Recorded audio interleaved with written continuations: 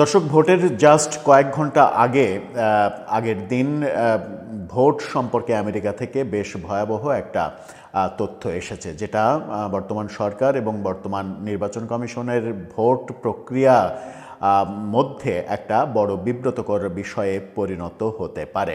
ওয়াশিংটনে Congressional briefing, সেখান থেকে বলা হয়েছে এই ভোট প্রশ্নবিদ্ধ এবং স্পষ্ট করে বলা হয়েছে যে একটি বড় দলকে বাদ দিয়ে যে ভোট হচ্ছে সেই ভোট গ্রহণযোগ্য নয়। আমেরিকা থেকে যখন এরকম বার্তা আসে তখন আমরা দেখছি আমেরিকান রাষ্ট্রদূত বাংলাদেশে, তিনি রয়টার্সের সঙ্গে সাক্ষাৎকারে বাংলাদেশের সঙ্গে ভারতের সম্পর্ক তৈরির ব্যাপারে বলছেন।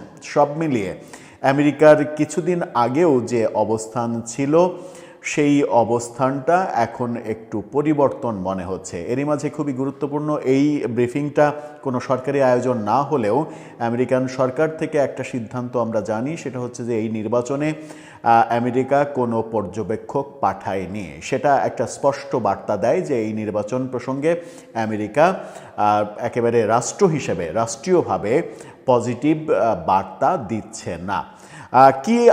কি কথা আসলো এই ব্রিফিং থেকে, যে ব্রিফিংয়ের বক্তব্যগুলো নির্বাচন প্রক্রিয়াকে প্রশ্নবিদ্ধ করতে পারে। চলুন একটু জেনে দেখে বোঝার চেষ্টা করি যে এটা নির্বাচনের উপরে কোনো প্রভাব ফেলবে কিনা। থাকবেন পলিটিক্স টিভির নিয়মিত আয়োজনে।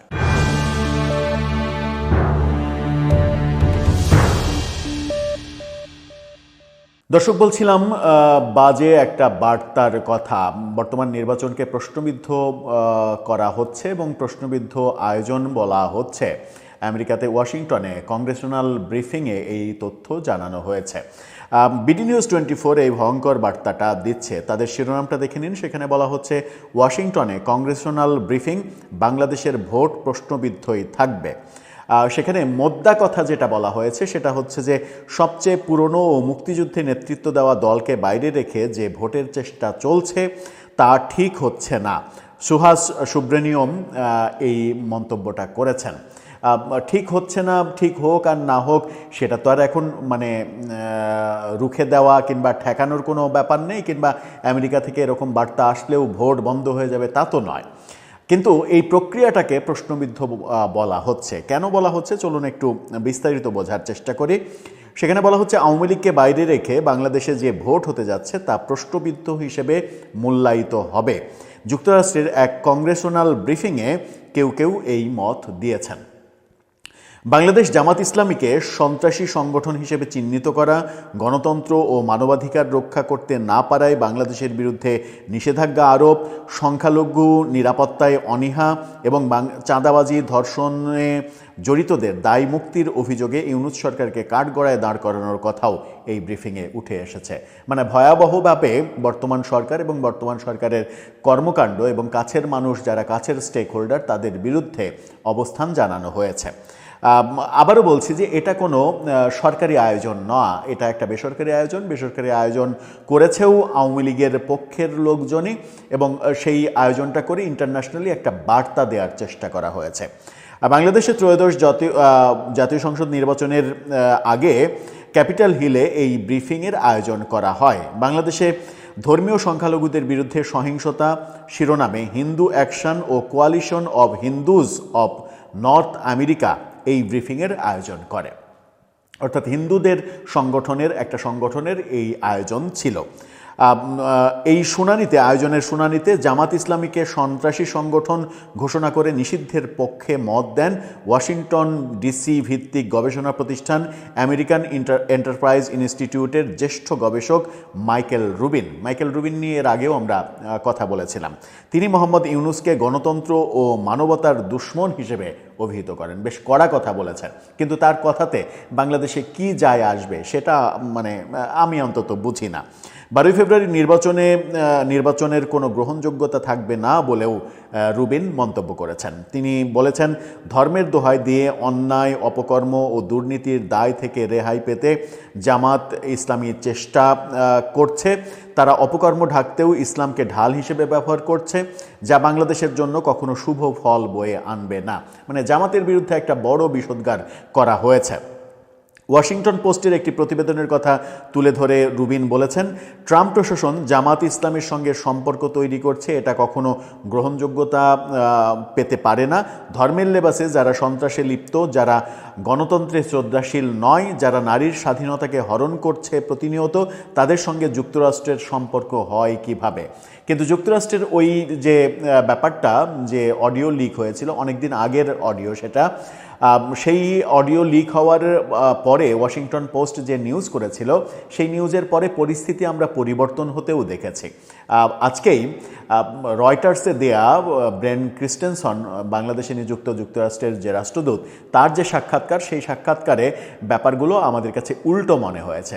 এবং গত কয়েকদিনে আমেরিকার যে বক্তব্য, আমেরিকার যে কর্মকাণ্ড, তাতে মনে হয়নি যে তারা জামাত ঘেঁষা আচরণ করছে। আজকে ক্রিস্টেনসন স্পষ্ট বার্তা দিয়েছেন রয়টার্সকে যে বাংলাদেশের সঙ্গে ভারতের তারা সুসম্পর্ক চায়, অর্থাৎ ভারতের দৃষ্টি দিয়ে আমেরিকা এই অঞ্চলকে যে দেখতে শুরু করেছে সেটা স্পষ্ট হয়েছে। আর ভারত নিশ্চয়ই চাইবে না যে মানে এই পক্ষ, সাম্প্রদায়িক পক্ষ বাংলাদেশে ক্ষমতা নিক, এবং ভারত যেহেতু চাইবে না, আমেরিকাও চাইছে না।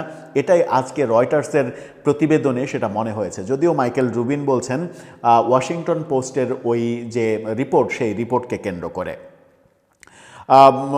এ ব্যাপারে রিপাবলিক ও ডেমোক্রেটদের সঙ্গে একসঙ্গে কাজ করা উচিত বলে মন্তব্য করেছেন তিনি। বলেছেন, ৭১-এর পরাজয়ের প্রতিশোধ নিতে জামাত ইসলামের সহযোগী হয়েছে মোহাম্মদ ইউনূস। মানে মোহাম্মদ ইউনূস, প্রফেসর ইউনূস সম্পর্কেও বিষোদ্গার করা হয়েছে। যেটা কতটা মানে সত্য, কতটা যুক্তিযুক্ত, সেটা নিশ্চয়ই দর্শক আপনারা বিবেচনা করবেন। আলোচনায় অংশ নিয়ে রিপাবলিক কংগ্রেসম্যান মিশিগানের টম ব্যারেট তিনি বলেছেন, ইসলামিক চরমপন্থীরা দেশে দেশে অস্থিরতা তৈরি করছে, ওদের কবল থেকে মানবতা রক্ষায় যুক্তরাষ্ট্র সরব রয়েছে। অর্থাৎ কংগ্রেসম্যান টম ব্যারেট তিনি মাইকেল রুবিনের অভিযোগ প্রত্যাখ্যান করেছেন। তিনি বলছেন, আমরা সবসময় বাংলাদেশ সহ দক্ষিণ এশিয়ার শান্তি স্থিতি অটুট রাখতে বদ্ধপরিকর। ধর্মীয় বিশ্বাসের কারণে কোথাও কেউ আক্রান্ত হোক কিংবা হত্যার শিকার হোক, তাকেও সমর্থন করি না। ভার্জিনিয়ার কংগ্রেসম্যান ডেমোক্রেটের সুহাস সুব্রেনিয়ম তিনি বলেছেন, বাংলাদেশে হিন্দু সম্প্রদায়ের বিরুদ্ধে সহিংসতা বেড়ে যাওয়াটা মানা যায় না। একইভাবে দেশটির সবচেয়ে পুরনো এবং মুক্তিযুদ্ধে নেতৃত্ব দেওয়া আওয়ামী লীগকে বাইরে রেখে যে নির্বাচনের চেষ্টা চলছে তা ঠিক হচ্ছে না। এই নির্বাচন প্রশ্নবিদ্ধই থাকবে। ডেমোক্রেটের কংগ্রেসম্যান সুব্রেনিয়ম তিনি এই মন্তব্য করেছেন। অর্থাৎ এই যে ব্রিফিং, সেই ব্রিফিংয়ে কংগ্রেসম্যানরাও উপস্থিত ছিলেন, সেটা আমরা দেখছি। তিনি বলেছেন, এখন বক্তব্য বিবৃতির সময় নয়, অ্যাকশন দেখাতে হবে। যুক্তরাষ্ট্রের সঙ্গে সম্পর্ক জোরদার করতে হবে এবং সকলকে জানাতে হবে বাংলাদেশের নির্বাচন সত্যিকার অর্থে অবাধ ও নিরপেক্ষ হচ্ছে না।